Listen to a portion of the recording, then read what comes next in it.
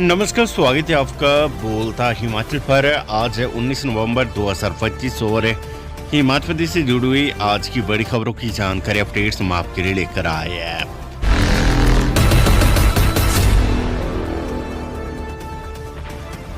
हिमाचल पंचायत चुनाव के बीच बड़ा प्रशासनिक फेरबदल, ग्रामीण विकास एवं पंचायती राज देख रहे सचिव को बदला।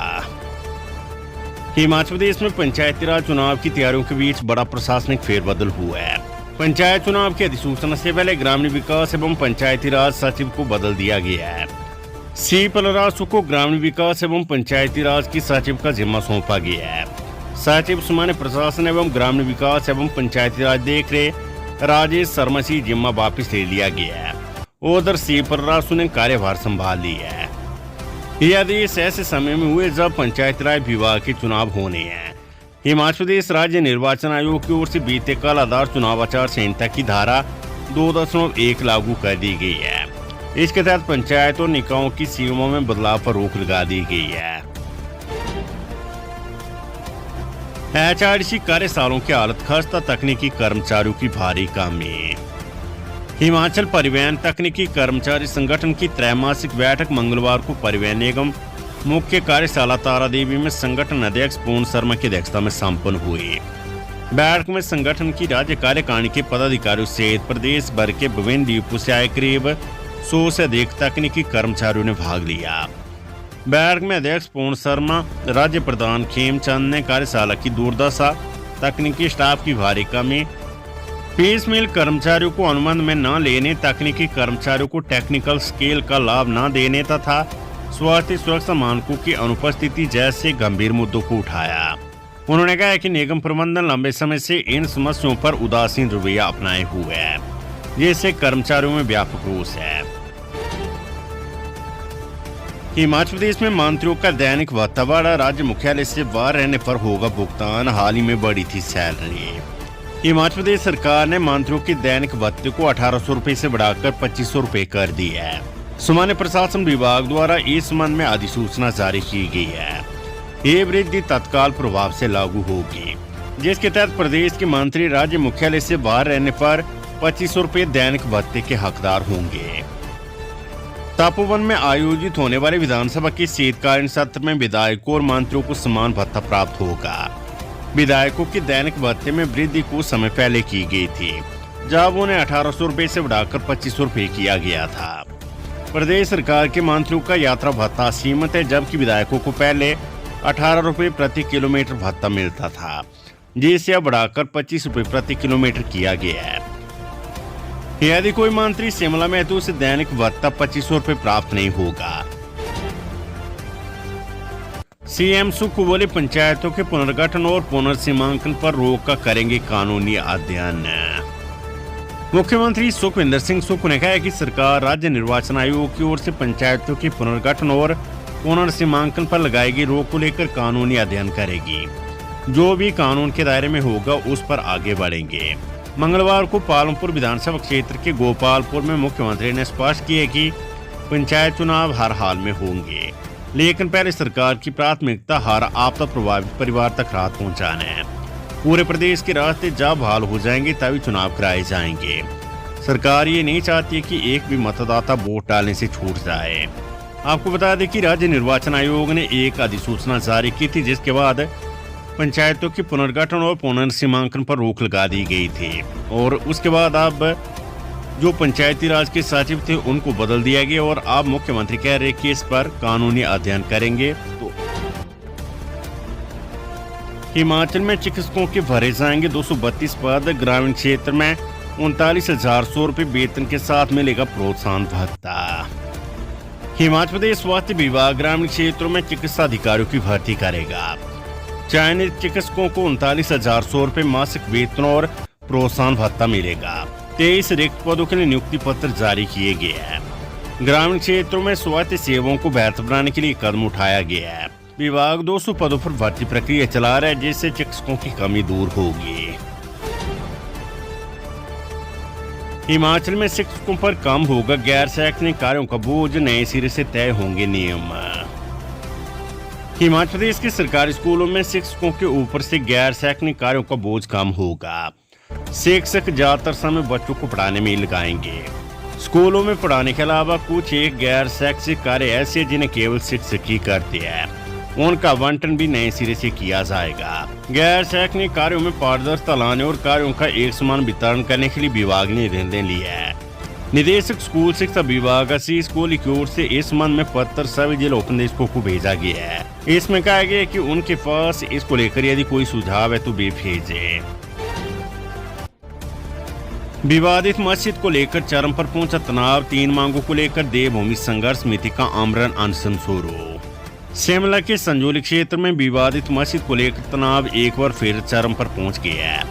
देवभूमि संघर्ष समिति ने मंगलवार सुबह संजौली थाने के बाहर आमरण अनशन शुरू कर दिया है। समिति के पदाधिकारियों ने साफ कहा है कि जब तक उनकी 3 मुख्य मांगे पूरी नहीं होती है, अनशन जारी रहेगा। गौर की बीते शुक्रवार को समिति के 6 सदस्यों, जिनमें से 3 महिलाएं भी शामिल हैं, उन पर दर्ज FIR को वापस लेना, मस्जिद का बिजली पानी कनेक्शन काटना और अदालत के आदेश अनुसार पूरे अवैध ढांचे को तत्काल ध्वस्त करना शामिल है।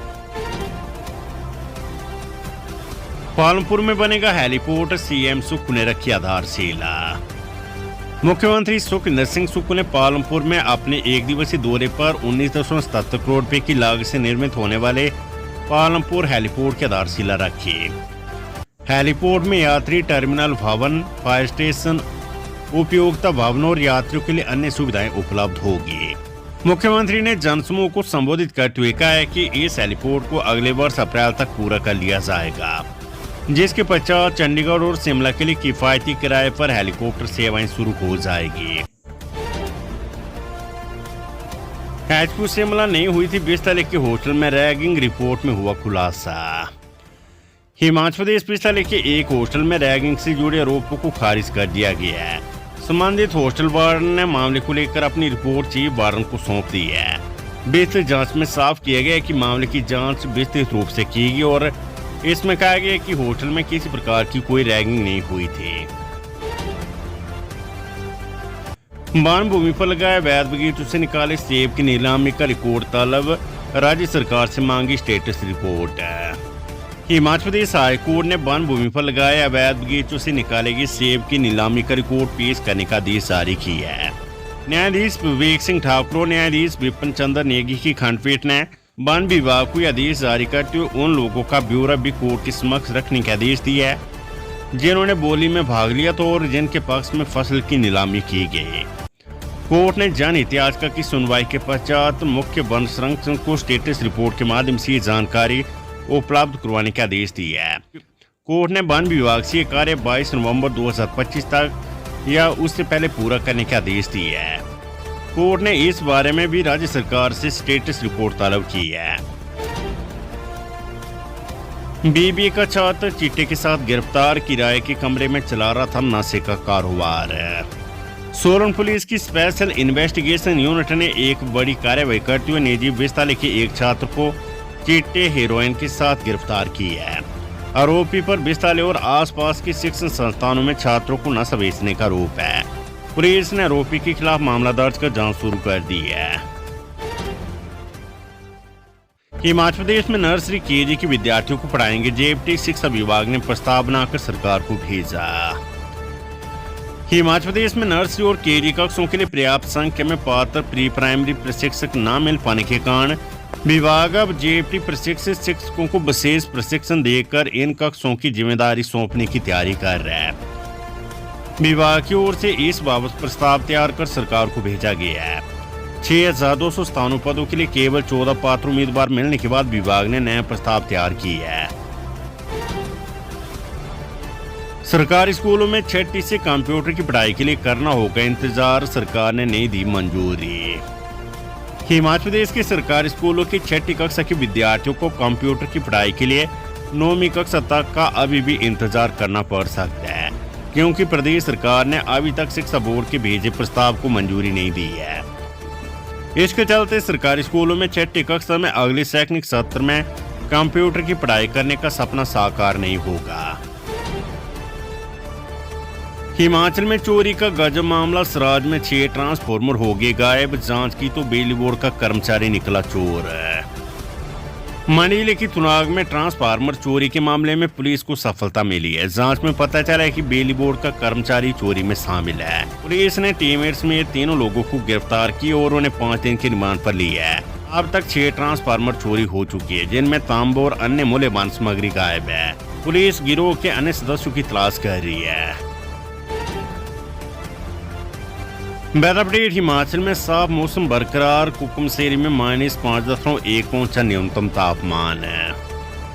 हिमाचल प्रदेश में पिछले कई दिनों से मौसम शुष्क बना हुआ है। मौसम विभाग की दैनिक रिपोर्ट के अनुसार प्रदेश के अधिकांश हिस्सों में न्यूनतम और अधिकतम तापमान में कोई बड़ा परिवर्तन दर्ज नहीं किया गया है। कई स्थानों पर न्यूनतम तापमान सामान्य या उसके आसपास रहा, जबकि कुछ ऊंचाई वाले क्षेत्रों में सामान्य से 2 से 3 डिग्री कम रहा है। मौसम विभाग के अनुसार आने वाले हफ्ते में भी प्रदेश में मौसम साफ रहने की संभावना है। न्यूनतम और अधिकतम तापमान में कोई बड़ा बदलाव नहीं होने की संभावना जताई गई है। 18 से 24 नवंबर तक प्रदेश में किसी भी प्रकार की मौसम चेतावनी जारी नहीं की गई है।